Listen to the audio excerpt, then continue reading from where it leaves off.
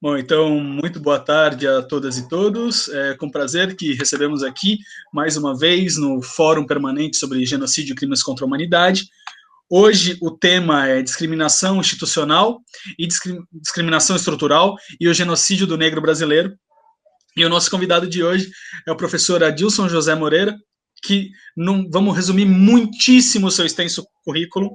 Ele é professor em tempo integral, professor doutor em tempo integral da Faculdade de Direito da Universidade Presbiteriana Mackenzie, além de ser mestre e doutor pela Harvard University e pela Universidade Federal de Minas Gerais, UFMG. Hoje, vocês deveriam estar esperando que o professor Arthur Capella fosse o mediador, mas por um imprevisto, infelizmente, vocês terão a mim como mediador. Eu já peço desculpas por isso, mas sem mais delongas, eu dou boa tarde novamente ao nosso palestrante, professor Adilson, aos nossos membros, aos nossos convidados aqui presentes. E, por favor, professor Adilson, o espaço é seu. Muito obrigado. Bom, em primeiro lugar, boa tarde para todas, todos e todes. É um prazer receber este convite. É um prazer poder falar para uma plateia tão especializada. É um prazer novamente estar aqui participando de um evento patrocinado pela faculdade e pela Universidade de São Paulo. E é também algo importante nós discutirmos um tema que tem sido falado, especialmente uma discussão que tem sido posta pelo movimento negro brasileiro e que muitos atores sociais, que muitas instituições sociais, seja o judiciário, o Ministério Público e também o mundo acadêmico ainda se recusa a se debruçar sobre ela e reconhecer a seriedade dela. Eu defenderei uma tese na aula de hoje. E, como tal, ela está sujeita a críticas, ela está sujeita também a possíveis refutações.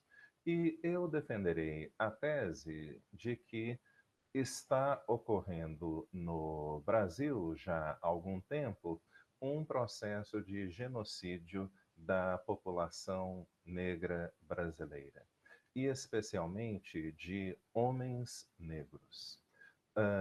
Eu preparei uma apresentação que eu espero que vocês possam ver agora. Professor, tem um pouquinho de. O som está um pouquinho baixo. Se o senhor puder aumentar um pouquinho o volume do seu som. Melhorou agora, meu querido? Muito, muito, muito obrigado. Então, como eu estava falando, eu então defenderei a tese de que nós, no Brasil, enfrentamos hoje um dos mais sérios problemas de direitos humanos no mundo. Talvez o mais sério problema de direitos humanos no mundo, que é o genocídio da população negra brasileira.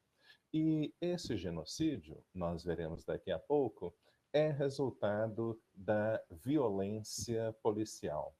Ele ocorre por meio da mão do Estado e, especificamente, por meio das forças militares brasileiras. Bem, antes de nós falarmos especificamente sobre esse tema, eu quero primeiro falar um pouco, possivelmente todos vocês esse tema já foi tratado em outros encontros. Eu quero falar sobre o que é o genocídio, como isso parece, oferecerei uma definição deste tema e depois falarei sobre esse tema a partir de temas centrais do direito antidiscriminatório. Bem, quando nós falamos em genocídio, nós estamos falando sobre um tipo de crime, um tipo de violação maciça de direitos humanos, que adquiriu a sua versão atual depois do aparecimento do Estatuto de Roma. Mas, na verdade, o genocídio, a ideia de genocídio, o crime de genocídio, começa a surgir no início do século XX, com o aparecimento da necessidade, não é, da noção de responsabilidade internacional penal, ou seja, da necessidade de responsabilização daquelas pessoas que cometeram crimes contra a humanidade. E nós estamos falando aqui especialmente de coisas que ocorreram, de eventos que ocorreram nas duas primeiras décadas do século passado, notoriamente o massacre de gregos no Mar Negro e também, especialmente, do massacre contra os armênios. Mas houve essa discussão, surgiu a necessidade de discussão da questão da responsabilidade internacional penal, mas nós ainda não tínhamos não é todo um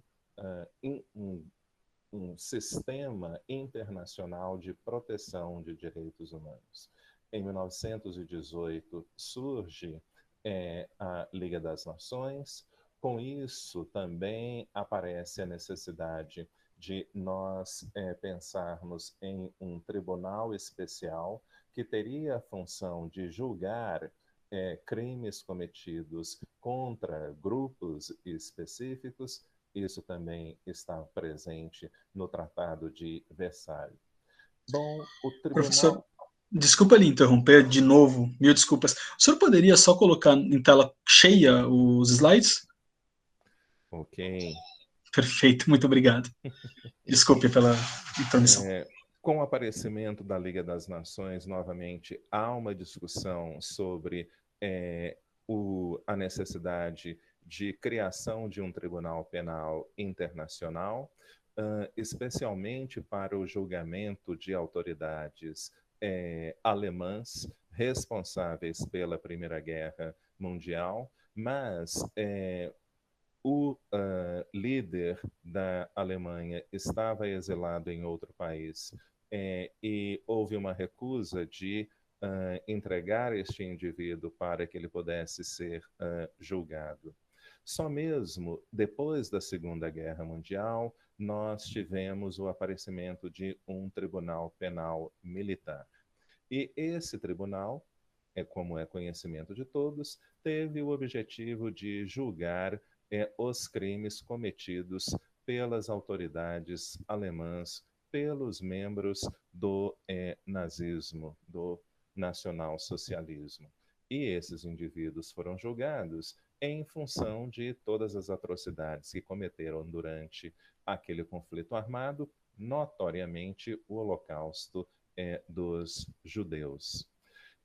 Houve também, como nós sabemos, a instauração de um tribunal penal do Oriente para julgar as autoridades japonesas pelos crimes que elas cometeram nos países que foram invadidos por aquele país durante a Segunda Guerra Mundial. Bem, surge então, em tempos recentes, o Estatuto de Roma. O Estatuto de Roma cria o Tribunal Penal Internacional, que agora se torna uma instituição permanente. Houve o Conselho de Segurança da ONU instaurou tribunais ad hoc para julgar as atrocidades cometidas em Ruanda, na Iugoslávia, mas não é? Em tempos mais recentes foi criado então essa instituição permanente que é o Tribunal Penal Internacional. E, novamente, aqui nós temos a ideia da responsabilidade penal, ou seja, da necessidade de nós julgarmos aquelas pessoas responsáveis por crimes que afrontam a consciência humana.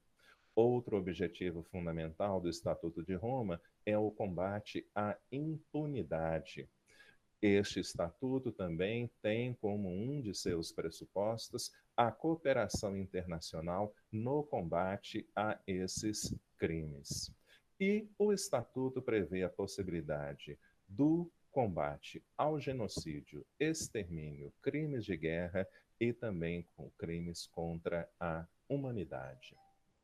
Bem, vamos então falar sobre o crime de genocídio, que é o que nos interessa. Segundo o Estatuto de Roma, o crime de genocídio ocorre quando há uma série de ações intencionais que, ou não, de acordo com alguns autores, porque o genocídio também pode ser produto da discriminação indireta, mas a maioria deles afirma que há a ideia de intencionalidade.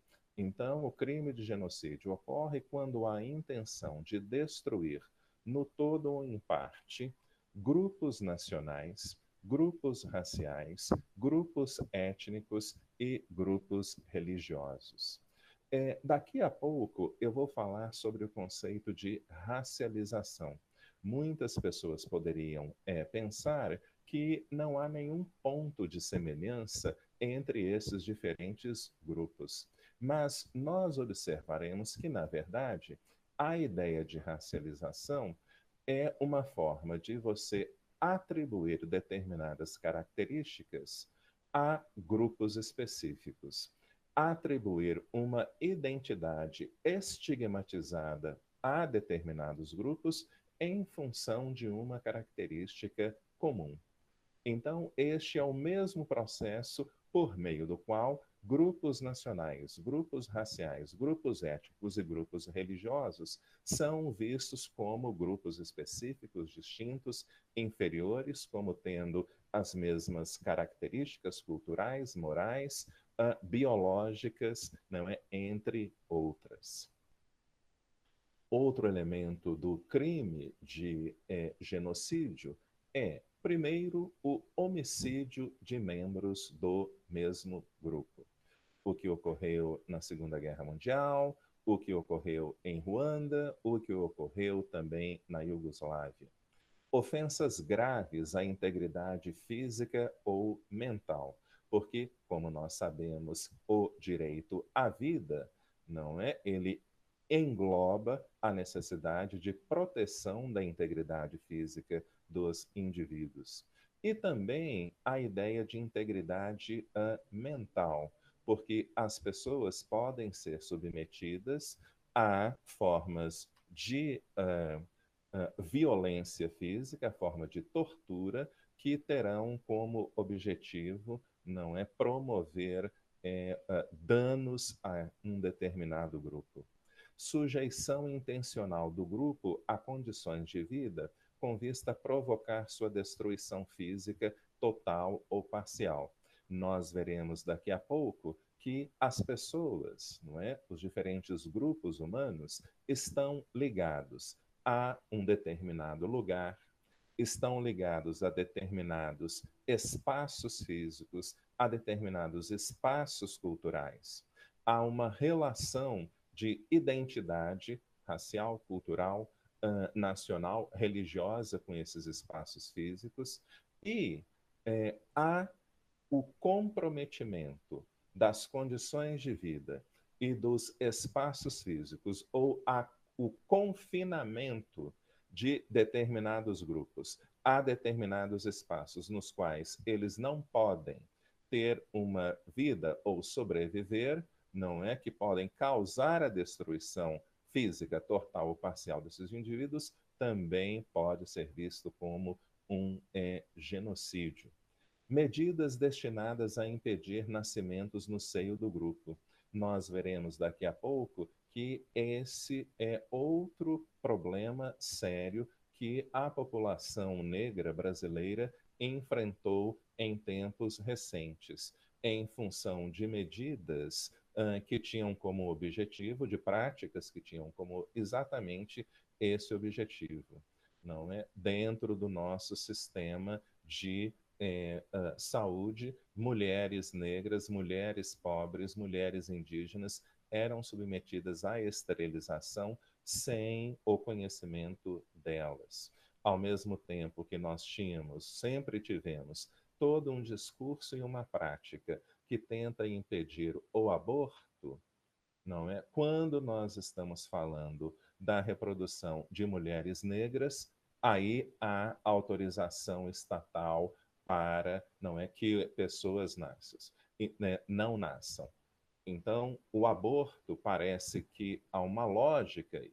O aborto que pode provocar a morte de pessoas brancas não pode ocorrer, mas não é práticas que podem, que têm como objetivo impedir o nascimento de membros de determinados grupos, isso se torna uma política estatal.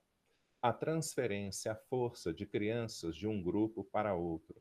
Isso foi o que ocorreu, por exemplo, na Austrália, no final da década de 60, no início da década de 70.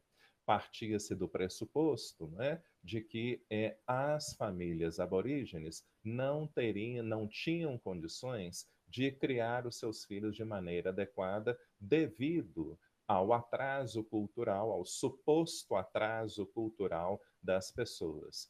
Essas crianças deveriam ser transferidas para famílias brancas, para que elas pudessem adquirir os hábitos brancos da cultura branca e, consequentemente, poderem ser assimiladas à sociedade norte-americana, à sociedade australiana, que obviamente é uma sociedade branca.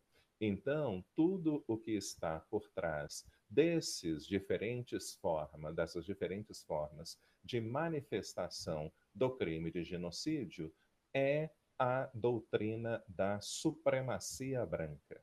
É a ideia de que há determinados grupos que são superiores, que outros grupos são inferiores e que, portanto, esses grupos raciais, étnicos, religiosos, nacionais, não podem ter o mesmo nível de respeitabilidade social, não podem ter as mesmas oportunidades que os grupos hegemônicos têm e que, na verdade, eles não podem nem sequer nascer ou existir.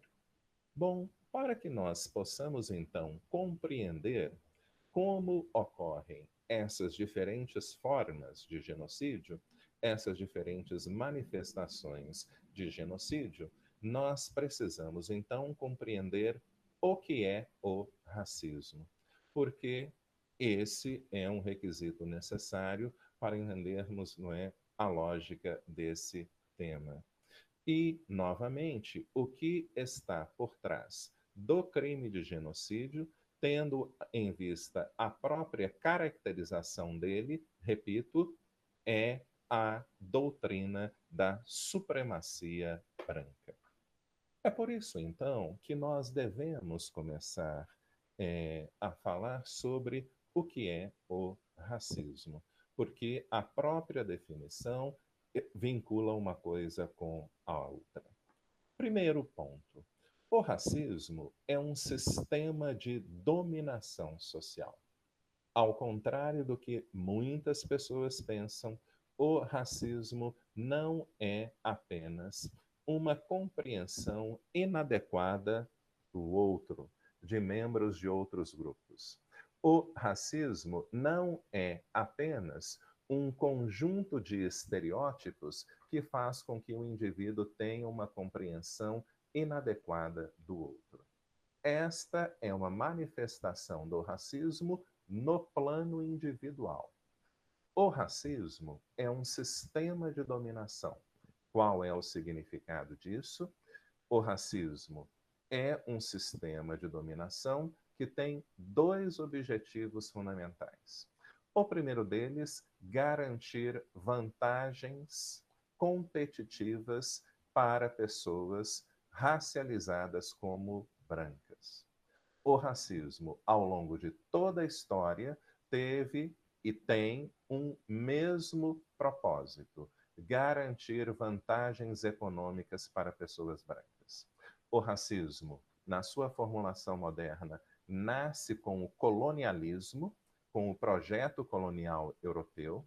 O racismo tinha um propósito naquele momento: legitimar a exploração da mão de obra, a escravização de pessoas indígenas e de pessoas africanas, legitimar a apropriação dos bens, a invasão da terra, a destruição dessas culturas. E por isso, o europeu, o homem branco, sempre foi representado dentro das ideologias racistas, dentro da ideologia da supremacia branca, como um agente civilizador. Então, cabe ao homem branco domesticar, dominar e domesticar esses grupos. Um outro elemento central da doutrina da supremacia branca é a ideia do destino manifesto. Se o homem branco, se o homem europeu é naturalmente superior, se ele é um agente civilizador, ele pode chegar, ele pode dominar, ele pode submeter, ele pode expropriar, ele pode obter vantagens econômicas, vantagens políticas com a exploração do trabalho, com a exploração dos bens, com o domínio da terra, com a expropriação do trabalho de grupos vistos, de grupos raciais, de grupos étnicos, vistos naturalmente como inferiores. O racismo tem ainda um segundo objetivo. Primeiro, garantir vantagens competitivas para pessoas brancas. Segundo, garantir que a respeitabilidade social seja uma característica exclusiva, um patrimônio, melhor dizendo, exclusivo de pessoas brancas. Para que pessoas brancas continuem tendo acesso privilegiado ou exclusivo a oportunidades sociais, a sociedade precisa ser permanentemente convencida de que só pessoas brancas podem desempenhar funções sociais de maneira adequada. O racismo tem uma dimensão ideológica. E o elemento central dessa dimensão ideológica é o que eu já disse: a doutrina da superioridade branca, a superioridade moral, a superioridade cultural, a superioridade estética, a superioridade intelectual das pessoas brancas em relação a todas as outras pessoas não brancas.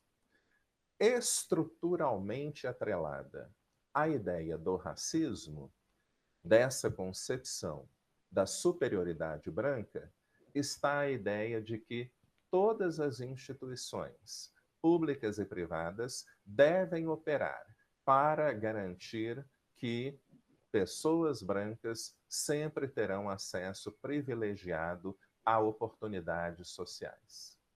Então, há uma correlação direta entre a doutrina da superioridade branca e o problema do poder. Então, o racismo tem uma dimensão institucional bastante clara, porque pessoas brancas utilizam o controle que elas têm sobre instituições públicas e privadas para conformar o funcionamento dessas instituições de acordo com seus interesses. Então, nós não podemos compreender o racismo fora deste aspecto.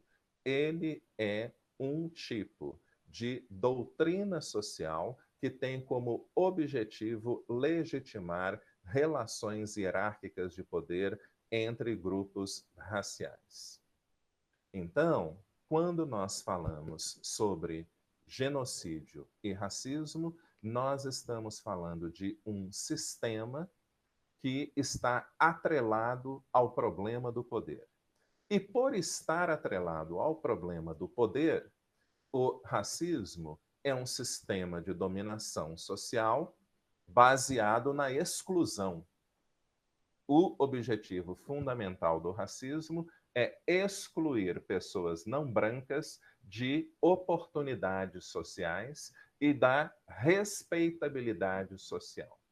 E essa é uma das formas a partir das quais a sociedade brasileira e várias outras sociedades do mundo têm legitimado a violência sistemática contra pessoas não brancas, especialmente contra pessoas negras. Você, primeiro, precisa convencer a sociedade da existência de grupos humanos que podem ser diferenciados a partir da raça. Esse será o próximo tema da minha fala. Segundo, você precisa convencer essa sociedade que apenas membros do grupo social dominante são atores sociais competentes. Eu escrevi uma obra, Racismo Recreativo, que explora exatamente a dimensão ideológica do racismo, ou seja, uma estratégia, não é, o uso estratégico do humor racista para excluir pessoas negras de oportunidades sociais, para justificar a ideia de que só pessoas brancas podem ter acesso a oportunidades sociais porque só elas podem ser vistas como atores sociais competentes. Sem esta divisão, sem esse processo que tem como objetivo reproduzir a ideia de que só pessoas brancas podem operar de maneira adequada no espaço público, de que só pessoas brancas podem cumprir funções sociais, nós não temos como entender o fenômeno da violência. A violência decorre exatamente em função da exclusão de pessoas não brancas do espaço, não é, público, de oportunidades, e também com a negação de respeitabilidade social para pessoas não brancas. Se pessoas não brancas não têm o mesmo nível de respeitabilidade, se pessoas não brancas não têm o mesmo nível de competência, elas não são vistas como seres humanos. E, portanto, elas podem ser submetidas a toda forma de tratamento discriminatório. Bem, quando nós estamos falando sobre racismo, nós necessariamente estamos falando de uma doutrina que parte do pressuposto que grupos humanos podem ser diferenciados a partir de determinados traços fenotípicos. Então, esses traços fenotípicos, essa é a definição de raça biológica. A esses traços fenotípicos correspondem determinadas características morais, intelectuais, que são reproduzidas de uma geração para outra. Consequência disso, todos os membros daquele grupo têm exatamente as mesmíssimas características, porque, afinal de contas, essas características, obviamente sempre negativas, são reproduzidas de uma geração do outro para outra, elas perduram ao longo do tempo. Mas, ao lado dessa ideia de raça como biologia, o que fundamenta a ideia de que negros, asiáticos, indígenas são inferiores e que, portanto, não são capazes de operar de forma competente no espaço público e que, consequentemente, não merecem o mesmo nível de respeitabilidade social, está também a ideia de raça como linhagem. De onde vem a ideia de que pessoas negras, não é, são moralmente degradadas? Isso não é apenas produto das teorias científicas. Na verdade, essa pressuposição remonta à Idade Média, quando, para justificar a escravização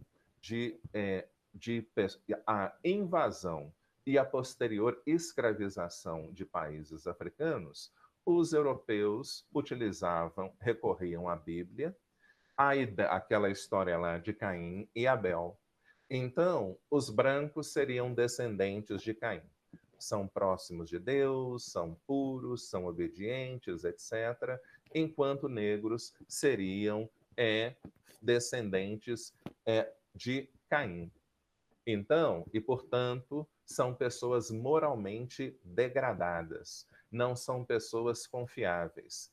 E especialmente são pessoas que nasceram para servir o homem branco, que são os mais próximos a Deus e que são os moralmente puros. Então, hoje, quando nós observamos todos esses discursos e todas as práticas sociais que atribuem a criminalidade a homens negros, a todos esses estereótipos a homens negros, nós estamos, não é, vendo algo que surge a partir desse conceito de raça como linhagem. A ideia de raça como linhagem está muito ligada também ao conceito de raça como um tipo social. A raça, não é? Essa ideia da raça como linhagem começa a ser substituída pela ideia de raça como uma categoria de classificação científica. Então, nós temos diversos grupos humanos, esses grupos humanos estão em diferentes linhas de evolução. Os africanos são os mais próximos dos animais, os europeus são os mais evoluídos, e cada um desses grupos tem tipos, designam tipos específicos, designam tipos sociais que devem ter determinados devem ocupar determinadas atividades, devem ter certos tipos de lugar e predisposição. A raça também aparece como um status. A raça é designação, e isso é algo bastante presente na literatura sociológica brasileira, como designação de classe social. Então, a raça designa aqueles grupos que fazem parte ou que estão, não é, maioria dos membros, situados nas camadas mais baixas das classes sociais. Então, há uma argumentação de que as desvantagens entre negros e brancos não são, na verdade, uma consequência de práticas racistas, mas produto da história, mas fundamentalmente da operação do capitalismo. Mais recentemente, alguns autores preferem utilizar o conceito de raça como construção social. E eu sou um deles. Essa ideia de raça como construção social começa a ser proposta na década de 70, em função de estudos no campo da sociologia, fundamentalmente em função da obra A Construção Social da Realidade. Depois, autores da teoria crítica racial retomam essas teses sociológicas para fazerem uma análise de como a legislação e os tribunais classificaram os diferentes grupos sociais a partir da raça.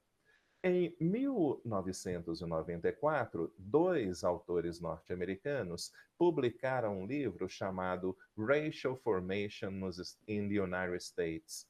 E eles utilizam o conceito de projeto racial. E isso é importante para nós compreendermos o fenômeno do genocídio da população negra. A ideia de projeto racial parte do pressuposto de que o racismo não tem uma forma única. O racismo não se manifesta da mesma maneira em diferentes sociedades e em diferentes momentos históricos. Como nós vimos anteriormente, o racismo é um sistema de dominação social. Agora, ele é um sistema de dominação social que está sempre sendo contestado pela população negra, pela população indígena, pela população asiática.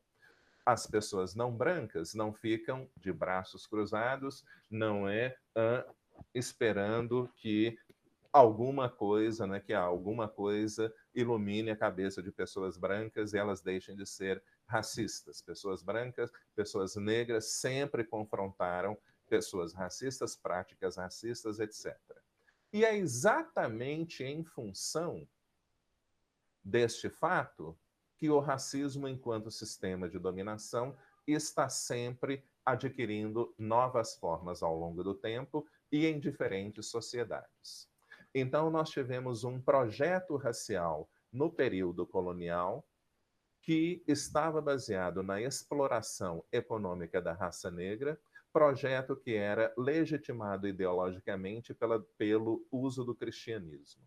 No século XIX, nós tínhamos um outro projeto racial legitimado pelo discurso científico.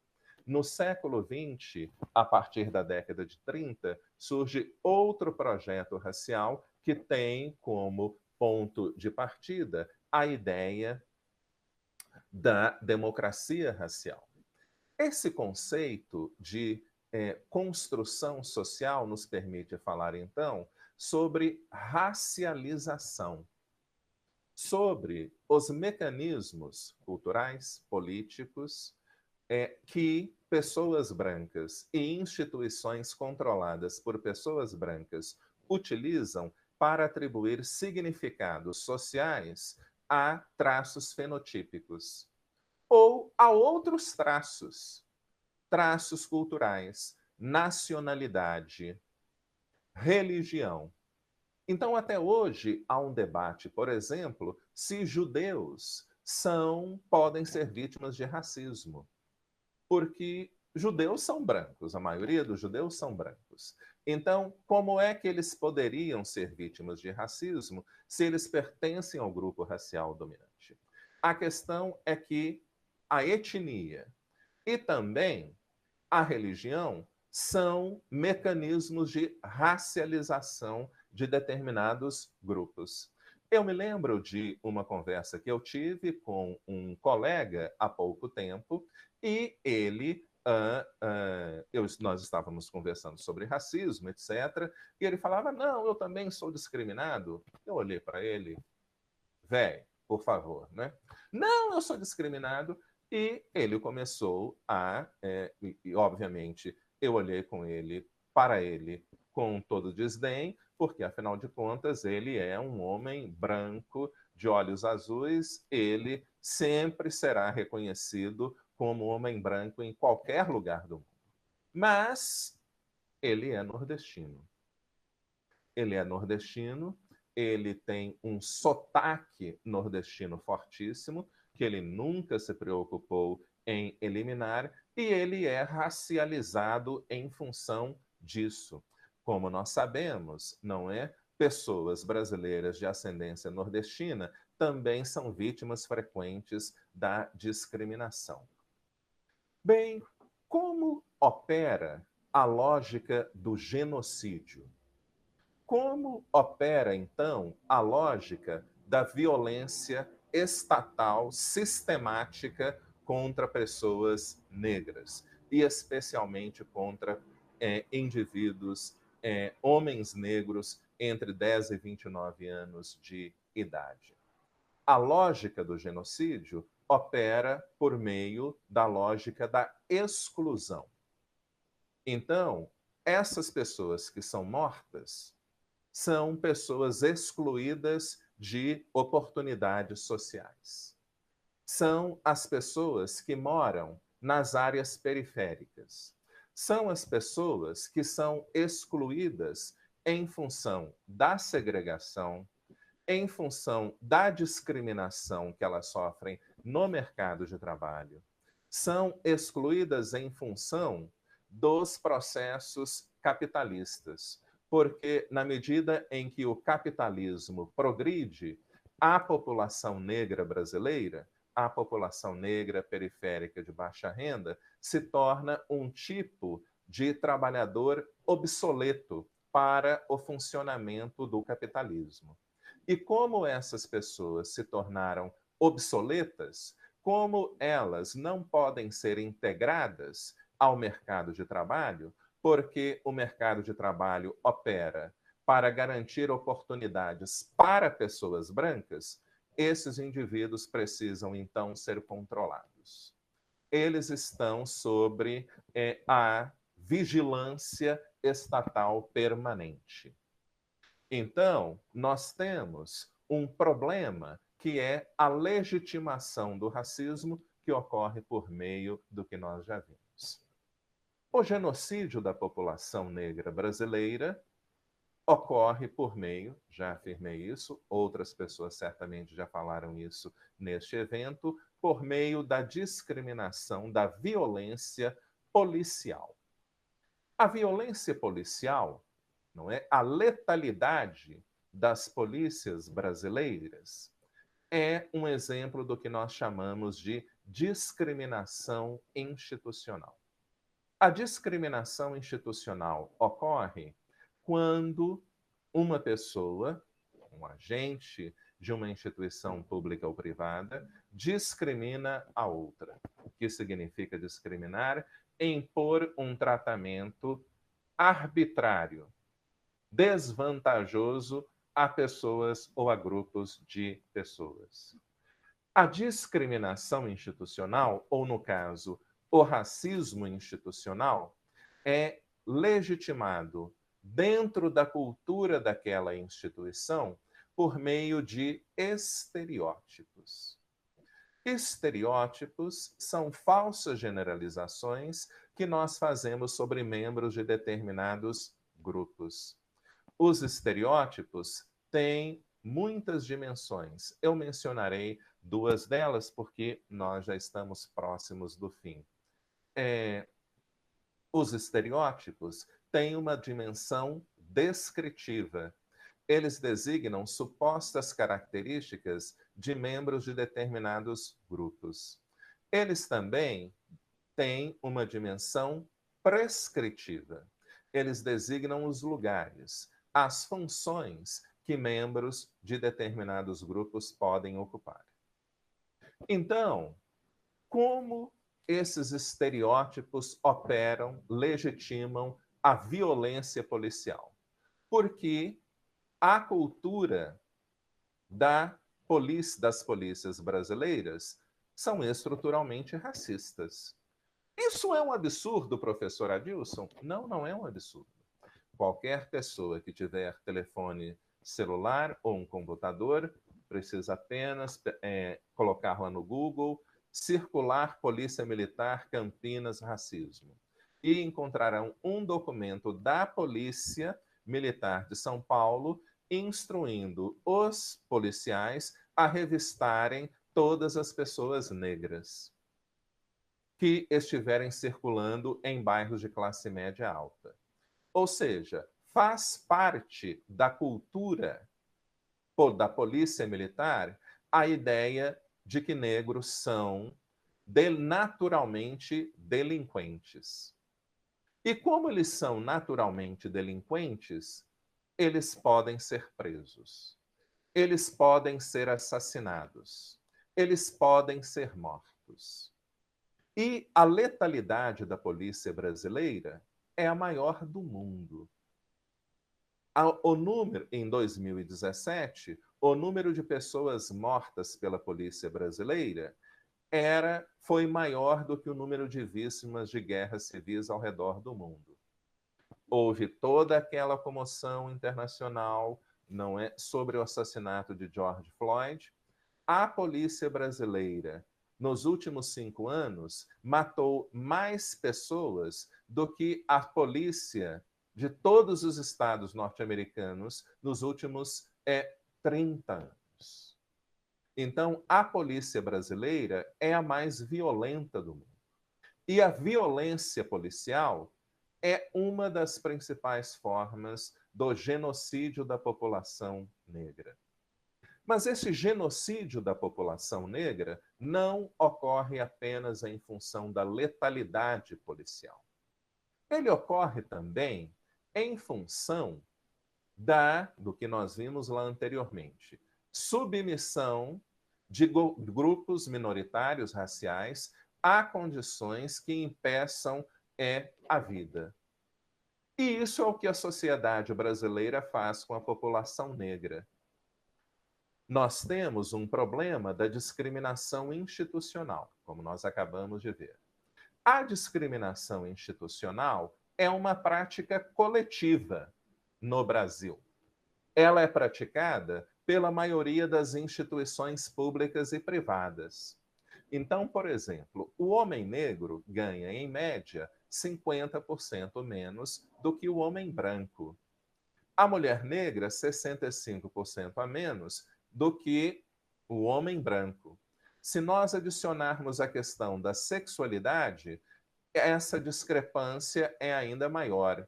Homens negros e mulheres negras homossexuais, homens negros e mulheres negras com deficiência ganham muito, devem ganhar 20% do que o homem branco heterossexual sem deficiência de classe média ganha. Então, essa discriminação sistemática, coletiva, no mercado de trabalho, no sistema educacional, na saúde, condiciona pessoas negras à pobreza extrema.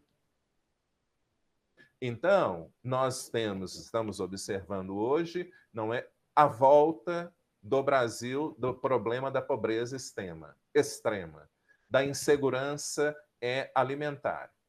Nós tínhamos resolvido esse problema parcialmente, mas hoje, novamente, ele aparece.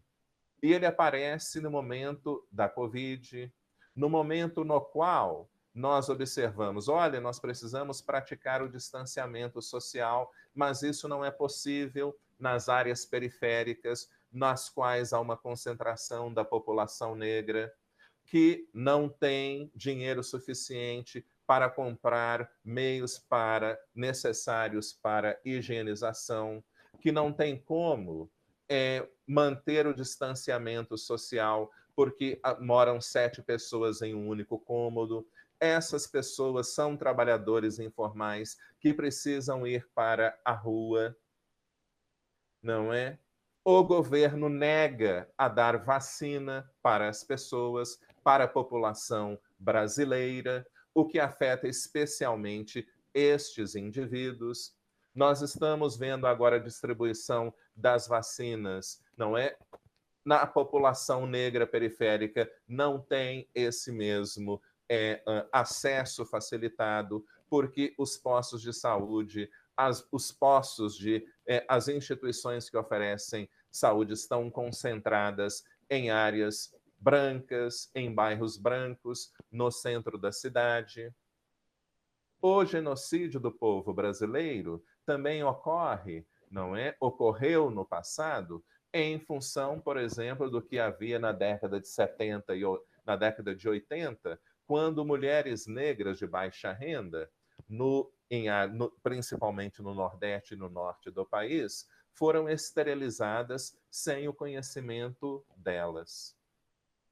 Obviamente, isso jamais ocorreria com mulheres brancas de classe média.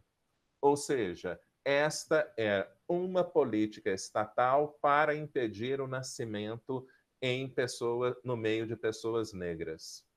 E se nós olharmos para a história, nós também podemos ver como a cultura eugênica, como as políticas eugênicas adotadas pelo governo brasileiro tinham como objetivo eliminar a presença africana no Brasil.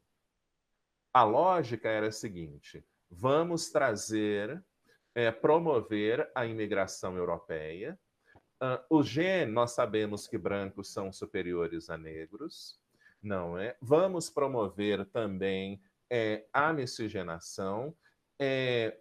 Em um espaço de 5 anos, o gene africano e ameríndio desaparecerá, nós seremos finalmente uma nação branca e conseguiremos ser uma nação desenvolvida. Então, essa lógica da exclusão do negro no Brasil, ela sempre existiu. e ela sempre esteve articulada em diferentes projetos raciais, em diferentes projetos de dominação branca. E projetos de dominação branca têm uma implicação direta: a exclusão de todas as pessoas não brancas.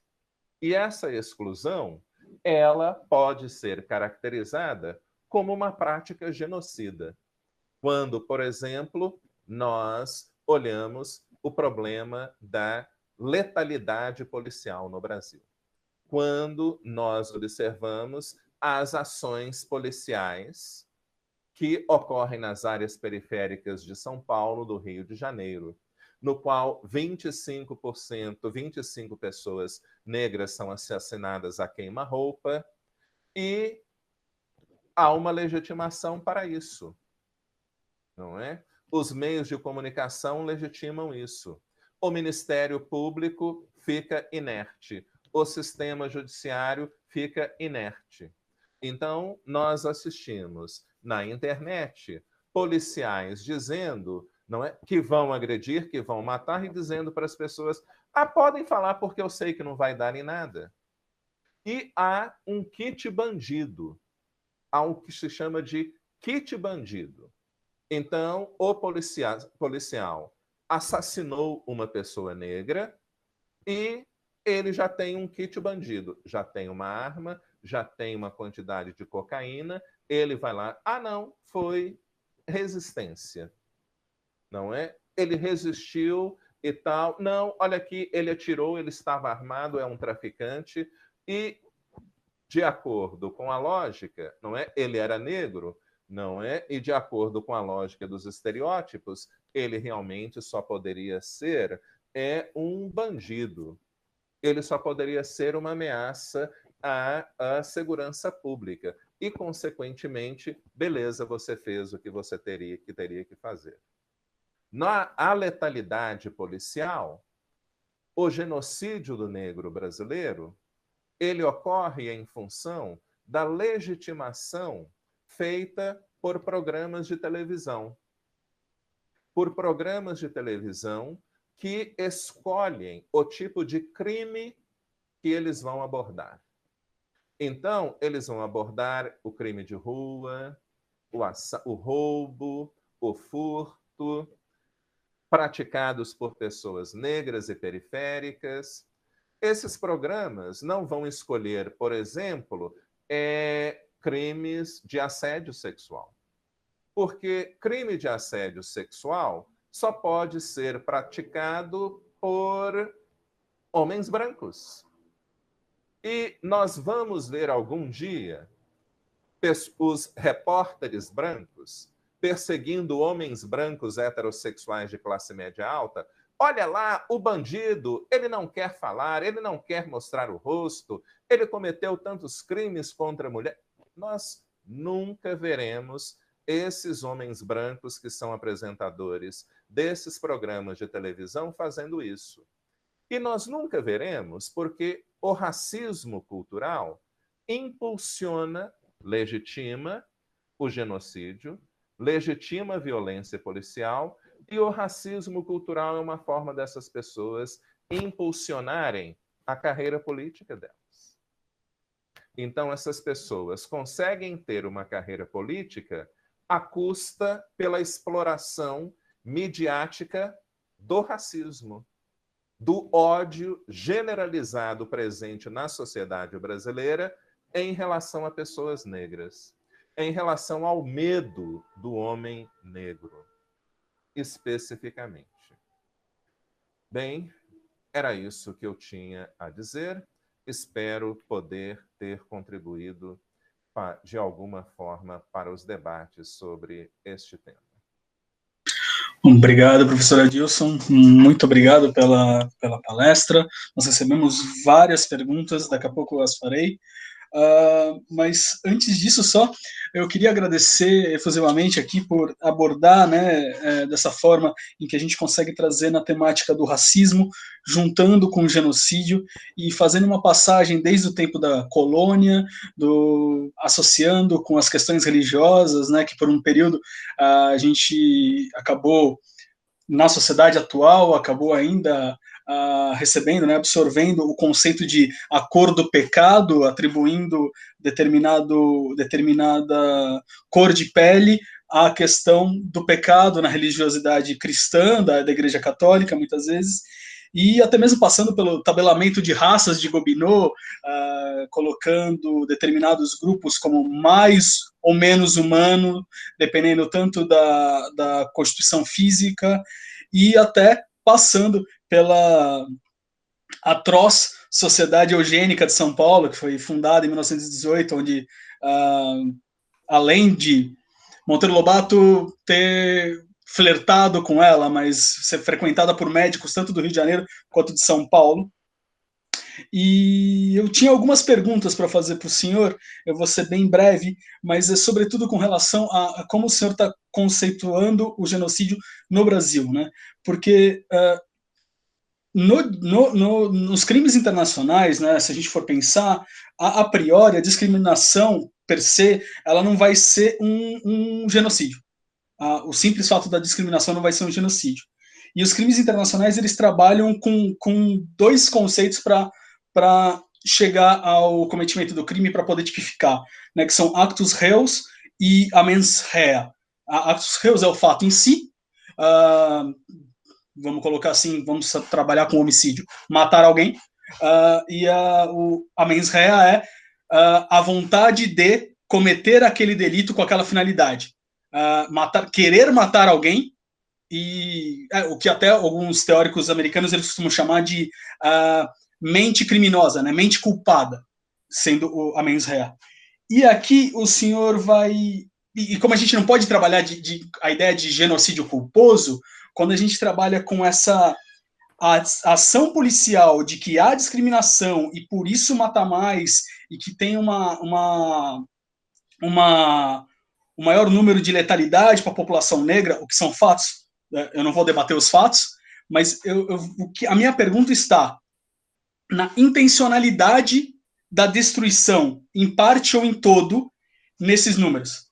Uhum. Se a gente consegue trabalhar com isso, uma vez que, pelo menos para o crime internacional, na estrutura que se encontra hoje, eu preciso dessa mente culpada, eu preciso do indivíduo desejar exterminar em parte ou em todo aquele grupo numa atitude. Claro, não precisa ser 100 pessoas, em tese, uma pessoa sendo assassinada nesse aspecto já se comprometeria como genocídio. Por favor. Felipe, eu acabei pulando a explicação de uma teoria importante de discriminação, que é a discriminação direta. Na verdade, essa é a primeira geração de discriminação. Quando os tribunais começaram a se debruçar sobre o problema de tratamento diferenciado entre grupos nos Estados Unidos, e essa teoria surge exatamente em função da discriminação racial, os tribunais construíram a ideia de razoabilidade. E esse conceito de razoabilidade, como é do conhecimento de muitos, procura analisar uma relação racional entre meios adequados e fins legítimos. Então, o que os tribunais diziam? Espera aí, você está negando emprego a uma pessoa negra,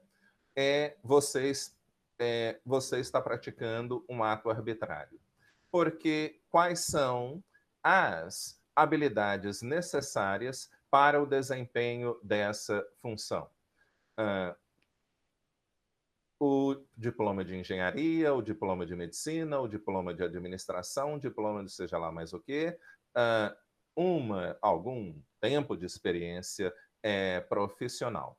Então, se você nega emprego a alguém porque ela é negra, porque porque é homossexual, porque é transexual, porque é uma mulher, você está agindo arbitrariamente. Você está agindo de maneira intencional.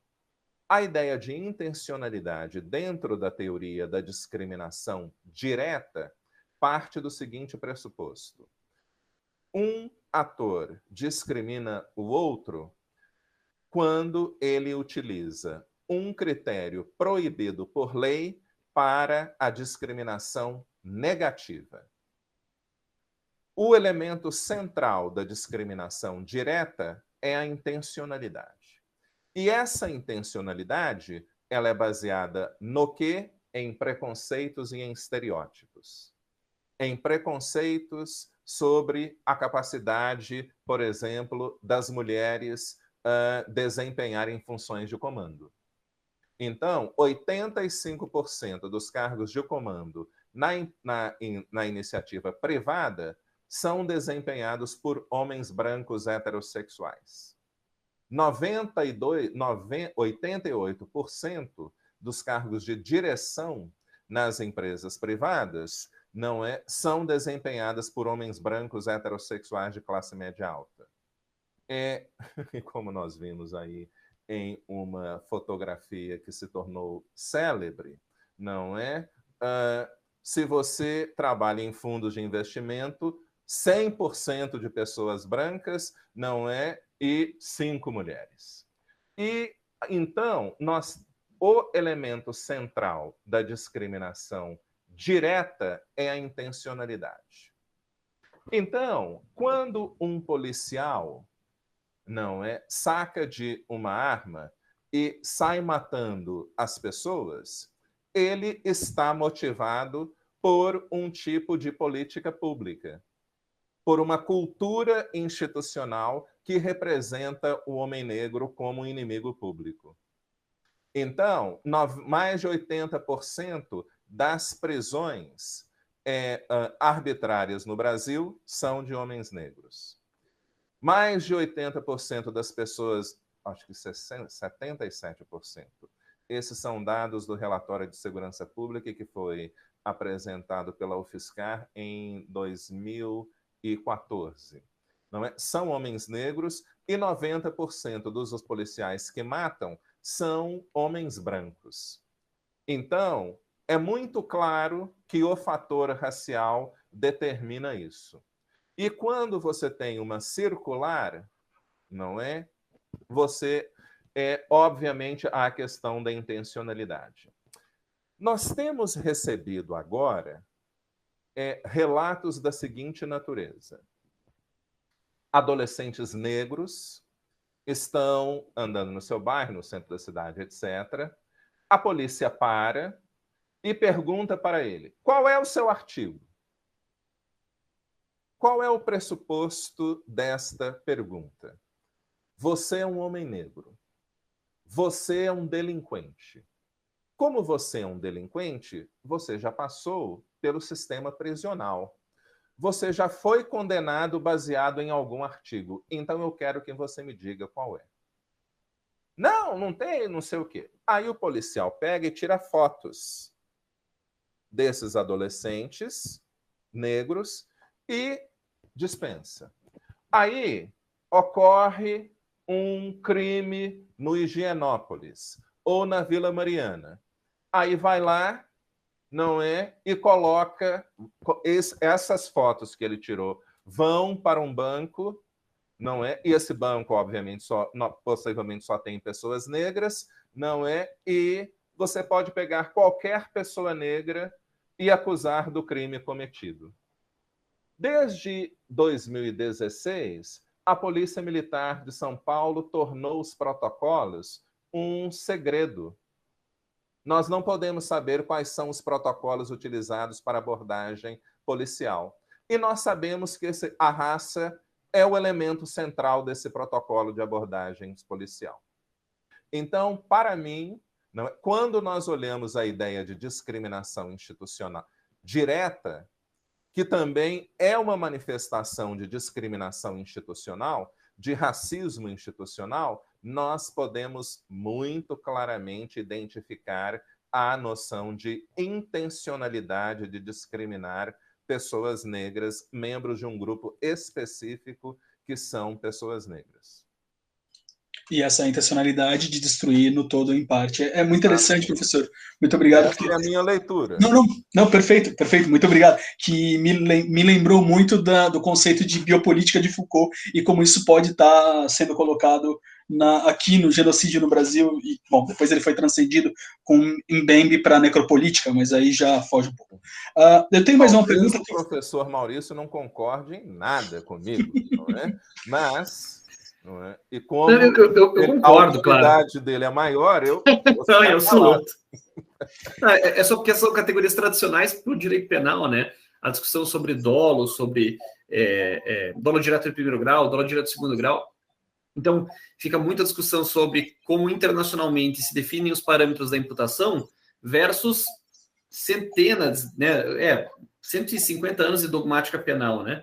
Então, essa adaptação custa muito aos penalistas, né? A gente não consegue pular daqui para cá sem trazer todo o conceito analítico de fato punível junto. Então, não é nenhuma questão de concordar. Eu acho que o raciocínio é meridiano, é linear, é impecável, né? Ele se constrói argumentativamente de maneira muito sólida. O problema é quando a gente tenta aproximar aquilo que é construído como um projeto de emancipação em que o direito tem que ser um catalisador da realização dessa emancipação e não um obstáculo, versus a lógica inerente ao direito penal, que é um obstáculo para qualquer tipo de justificação de uma nova violência como resposta racional para fatos, para ações irracionais. Mas, enfim, eu estou de acordo, Adilson, absolutamente. E aproveitando já, fugindo então do direito internacional, mas aproveitando que no direito interno, desde 1956, o único crime internacional que está internalizado no Brasil, por assim dizer, com a Lei 2.889, de 1956, é o genocídio. Nem crimes contra a humanidade, nem agressão, que foi a última agora em Kampala, nem crimes de guerra são tipificados internamente no Brasil.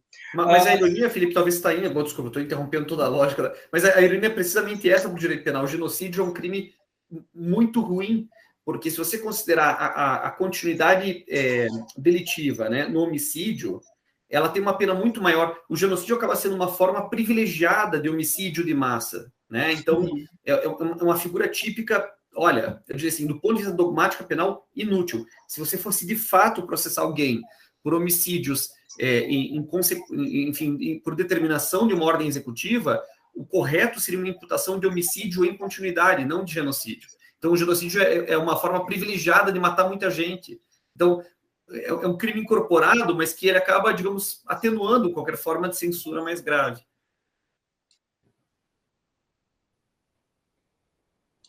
Eu tenho esse hábito de me calar e começar a falar, eu não sei porquê.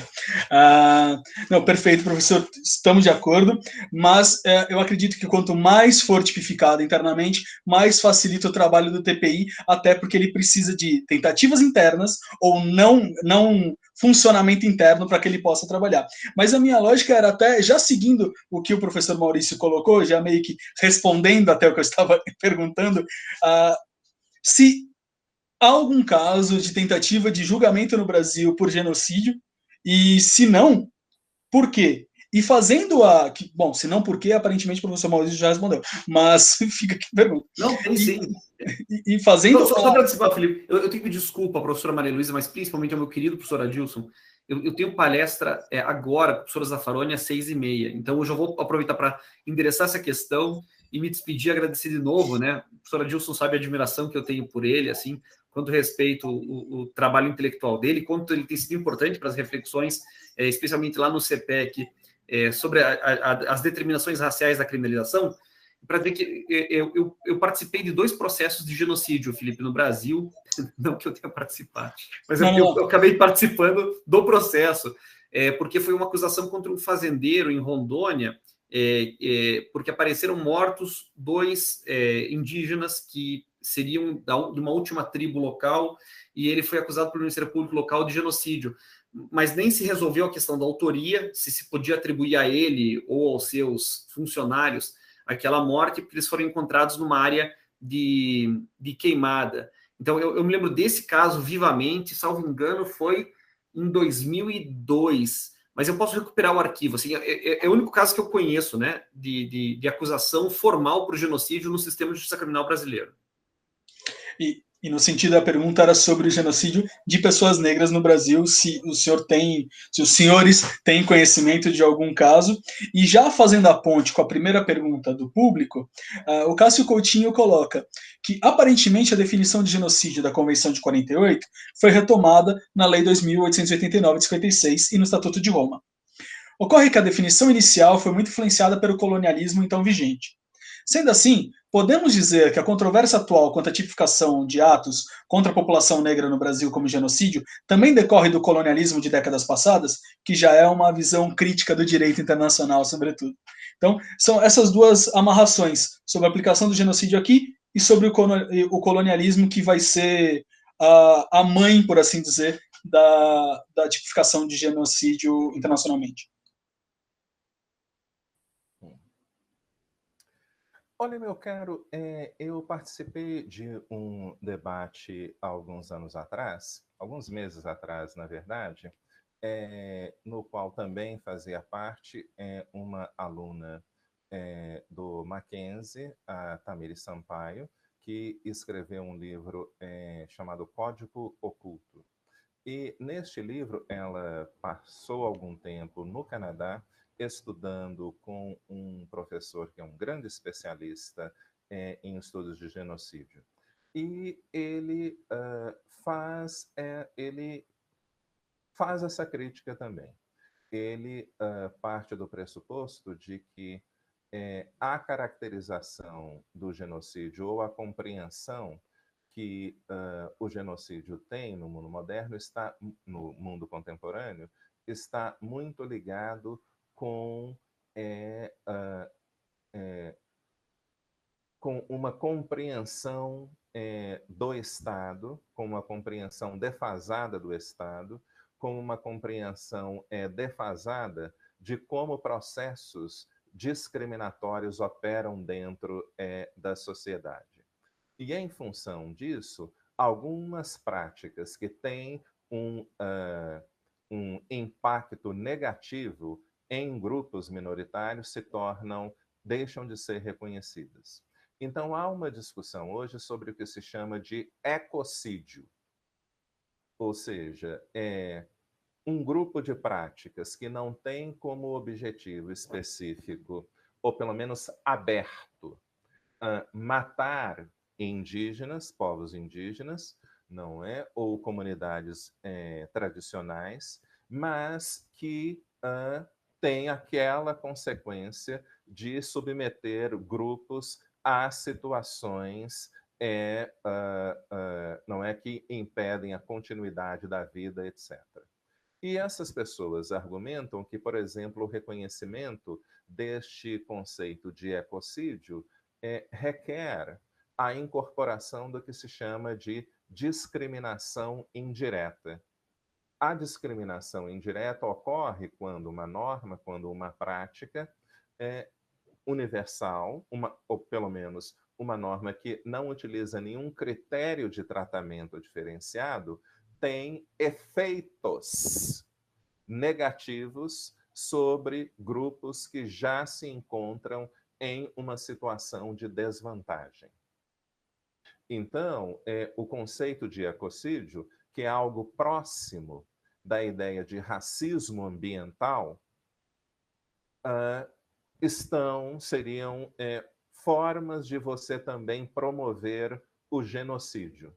Mas há uma dificuldade de você processar as pessoas por racismo, responsabilizar as pessoas por ecocídio ou por racismo ambiental, porque o racismo ambiental está relacionado, por exemplo, com leis de organização do espaço urbano, não é, com leis que vão determinar padrões de construção em diferentes áreas da cidade, que têm como objetivo garantir o valor da propriedade de pessoas brancas ou de instituições controladas por pessoas brancas.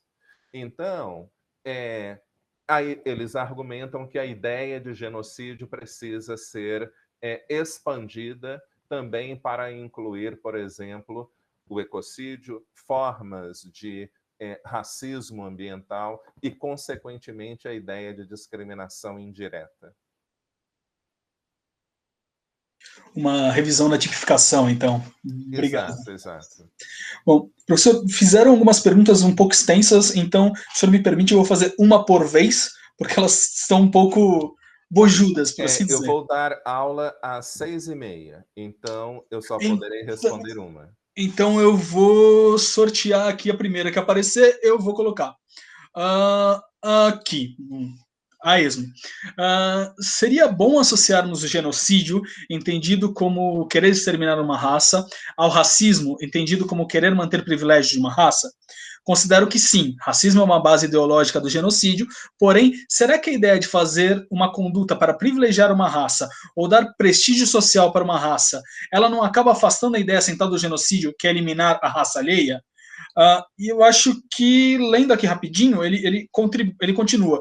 Existem outras figuras que são centrais no Estatuto de Roma, em que seriam mais fáceis para provar, de um ponto de vista estratégico processual, como, por exemplo, apartheid, perseguição, ou até mesmo como crime contra a humanidade. Será que não estamos errando estrategicamente ao focar no genocídio e assim esquecer que estamos assistindo a uma afinidade de outros crimes? Felipe bom, enfim, Felipe não sei qual é o nome da pessoa que fez a pergunta, mas Cássio.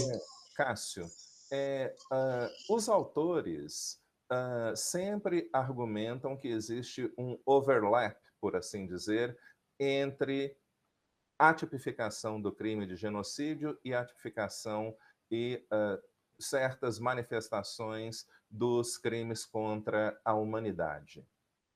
Tá? O apartheid e as consequências do apartheid, entre outros, seria um caso. Tá? Então, eu creio que sim. Eu só não entendi a primeira parte da pergunta, do negócio de uma raça superior e tal, aquilo eu não consegui entender. Deixa eu tentar retomar aqui. Associar genocídio ao racismo, se seria bom associarmos genocídio ao racismo, e depois fazer uma conduta para privilegiar uma raça ou dar prestígio social a uma raça, se não acaba afastando da ideia central do genocídio, que é a eliminação da raça. Que eu acredito que seja mais ou menos o que o senhor explicou do racismo no Brasil, como ele tem essa intencionalidade. Bom, é por isso que eu prefiro trabalhar com o conceito de projeto racial. Porque a violência racial é um dos elementos de projetos raciais, ou seja, de projetos de dominação de um grupo sobre outro. Tá? Então, dentro de um projeto racial, esse objetivo, que é a dominação racial, ele pode ser alcançado de várias formas. Ele pode ser alcançado, por exemplo, por meio da marginalização econômica. Voltando ao ponto inicial, o racismo é um sistema de dominação social que tem como objetivo garantir vantagens econômicas para pessoas brancas.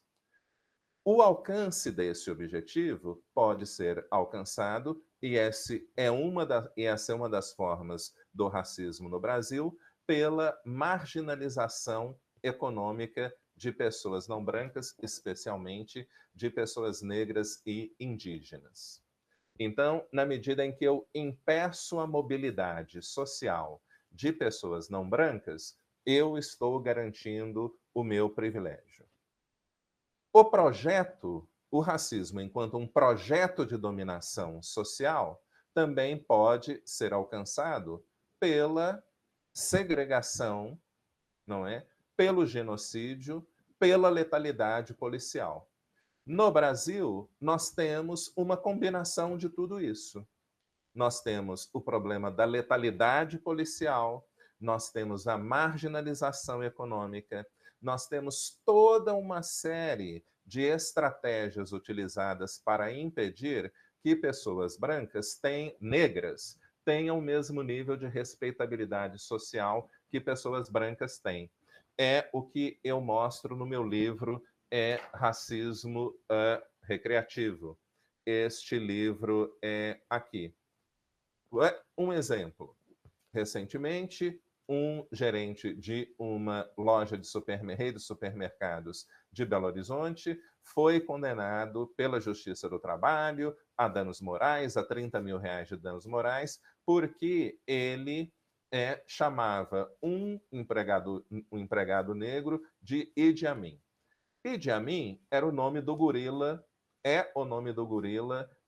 do Parque Municipal do Zoológico de Belo Horizonte. Bom, ele fazia isso, ele morria de rir. Com isso, ele obtinha um primeiro objetivo. Alcançava um primeiro objetivo: ter gratificação psicológica por meio da afirmação da sua convicção de superioridade racial. Mas essas piadas ainda tinham um segundo objetivo: forçar a demissão dessa pessoa, comprometer o desempenho profissional dela, fazer todas as pessoas irem, ou seja, reproduzir a ideia de que pessoas negras não são capazes de operar de forma competente no espaço público. Então, pessoas brancas estão sempre utilizando o racismo recreativo para forçar a saída de pessoas negras. E uma semana depois, terá uma pessoa branca no lugar. Então, qual é o objetivo da prática estratégica do humor hostil? A manutenção da supremacia branca. Não é? Então, nós sempre precisamos partir desse pressuposto. O racismo não é apenas animosidade. O racismo é uma estratégia de dominação que muda ao longo do tempo e que se vale dos mais diferentes mecanismos para a manutenção da supremacia branca. Eu agradeço mais uma vez o convite para participar deste evento. Espero que a minha intervenção tenha sido proveitosa de uma forma ou de outra. Mais uma vez, obrigado, Felipe. Obrigado, professora Maria Luísa. Utilizei muito os seus escritos na elaboração da minha tese de doutorado e tal. E é isso. Boa noite para todas e todos. Boa noite, professor Adilson. Agradeço muitíssimo em nome da comissão organizadora. Eu sei que o senhor está para entrar em aula, né? Mas depois eu gostaria muitíssimo de comentar e trocar algumas ideias, exatamente a partir dessa lógica, não é, que o senhor colocou, que eu trabalhei muitos anos com a documentação policial do DOPS, que eu chamei de lógica da desconfiança. Eu acho que é uma estratégia interessante para análise tanto do racismo histórico como do racismo estrutural, né?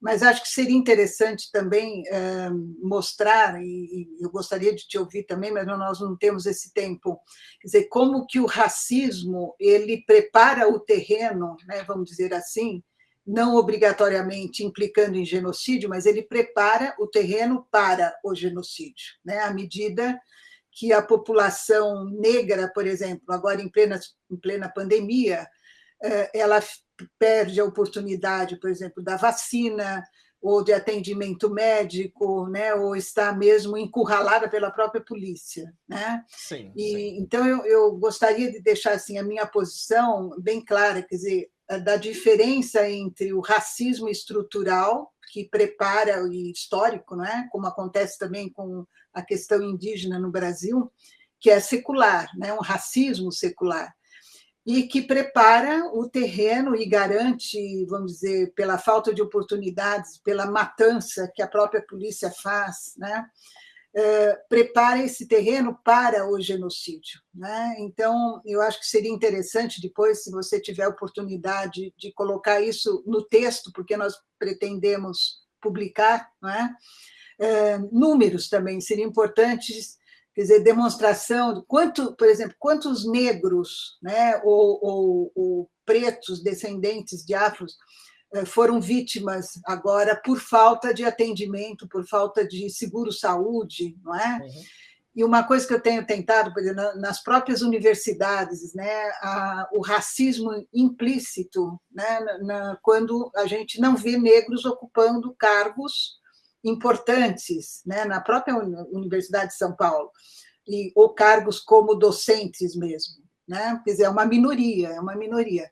Agora, a minha pergunta que fica é se todo o racismo estrutural ou histórico, né, ele caminha para um genocídio, que eu acho que há uma diferença, né? Então, essa lógica... Com certeza. Mas vamos deixar isso aí dar um debate ótimo. E depois, para a nossa futura publicação, se puder estender, não é, essa situação hoje, né, dos negros morrendo no Brasil, em termos de números, não é? Como é qual é o perigo, inclusive, desse racismo, né, que não é tão sutil, né? A gente sempre fala na democracia racial, entre aspas, mas que é uma sutileza que não é bem assim, né? Ela é visível, ela é agressiva no sentido do olhar mesmo, né? Sim. Então, eu parabenizo pela tua colocação, ela nos daria um debate muito interessante, mas acho que poderemos depois retomar essa conversa. Muito obrigada, muito rico mesmo e muito, muito didático na sua colocação. Obrigado. Obrigado, professora Adilson. Obrigado, boa noite a todos e todas. Bom, professora Adilson, se o senhor precisar sair, por favor, eu não vou lhe prender mais.